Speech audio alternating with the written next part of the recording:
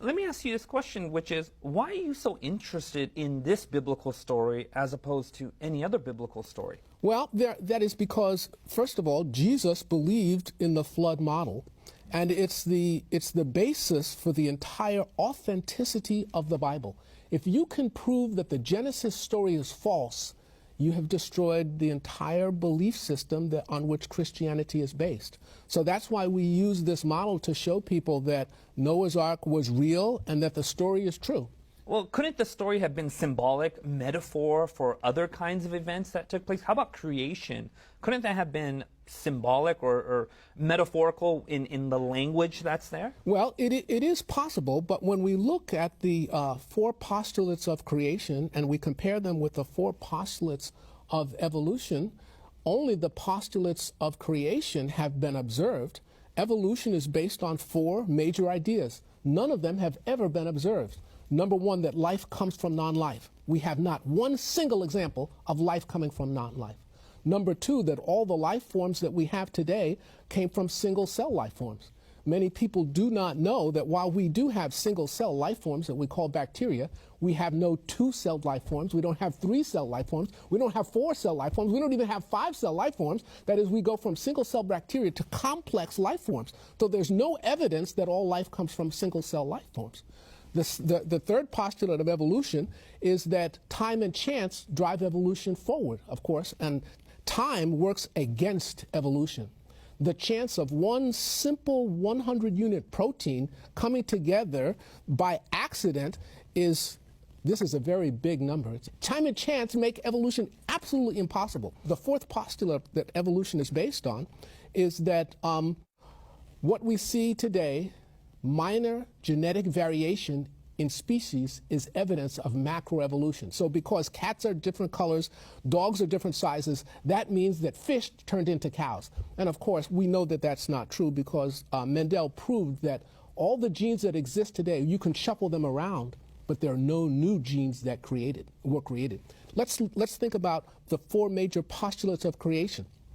Number 1, where there's a design, there must be a designer. We see codes in DNA. Codes are evidence of intelligence because you have to translate from one language to another. We have not a single example of that happening by accident. Number 2, that the Earth, the solar system, the universe, and the galaxy are young, measured in thousands of years, not millions or billions of years. Many times people ask me, they say, well, Major, you believe in a young Earth, a 6,000-year Earth. Can you show me that that's true without using the Bible? And I say, absolutely. What's the oldest living thing on the planet? The oldest living thing on the planet? Trees. How old are the oldest trees? 4,500 years. That takes us back almost exactly to the year of the flood, okay, in 2500 BC. Remarkable. Number 2, I'm saying, look at the sky. We call solar nebulae. A solar nebula is what we see from a supernova when a star explodes. It leaves a gas cloud.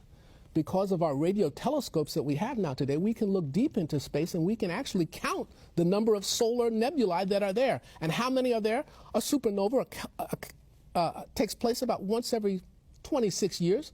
How many solar nebulae do we have? 6,000 years worth. That's impossible in a universe that is billions and billions of years old. And we have other evidences, such as alpha decay, that we do in our program that most people don't understand, that also shows that the Earth is 6,000 years old. So that's the second postulate that proves that the biblical story of creation is true. Life that we see today are the basic kinds of animals and plant life that were originally created. So we can test that. You can breed dogs, you can breed cats, but you can't breed cats with dogs. So there are limits to how far we can go. And lastly, that is, Earth experienced a worldwide flood in approximately 2500 BC, 1656 years after the world was created. The world is filled with limestone. Limestone is sedimentary rock. It precipitates out of water. The entire Earth was filled with water. Every mountain chain in the world, including Everest, has sea life on top of that mountain.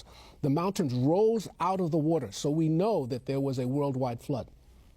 Let me pose a question to you, and Mark and Lise, feel free to jump in this. And that is this.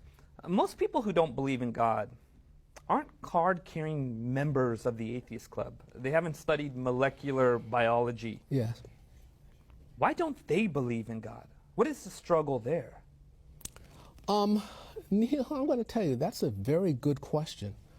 My answer to that is probably because most of them has not actually seen the evidence that supports the Bible. And that is my job, to actually show them. You're right. Most people are somewhere drifting, somewhere in the middle. This is a war for ideas. And it's my job to combat these forces of error, particularly in secular campuses, in universities, which is where I work and teach, and show that the evidence supports God's word. God is a God of science. That's fantastic. Pose this question to you guys. Say someone grows up going to a Christian church. Say they have been surrounded by, a church community and pastors who preach sermons. Are there wrong ideas of God that exist? Wrong ideas of the Bible that exist? Well, certainly they do exist, and they exist in church. Many people don't know that some of the largest religious denominations actually support evolutionary theory, and I'm really sorry to hear that. It is important that people test any church that they go to against the Bible to make sure that it is accordance with the truths of the Bible. Jesus believed in the flood story, and he said that he was coming again, and it would be just as in the days of Noah. So if Jesus believed it, it's very difficult for me to understand how you could call yourself a Christian if you don't understand or accept the story of Noah's flood and the creation story. And of course, it's important to understand the science that goes along with. You see that camera right there? There are people who are watching right now. There are people who are struggling with their faith in God. If you were to look at that camera right there and you were to talk to someone who was struggling, who is maybe a skeptic, someone wrestling with doubt, what would you say to them? I would say, hold on. The evidence is there. God is interested in you. He respects who you are. If you read, if you study, if you seek him with all your heart, you will find him. He has promised you that. The evidence is there, and I am here to help.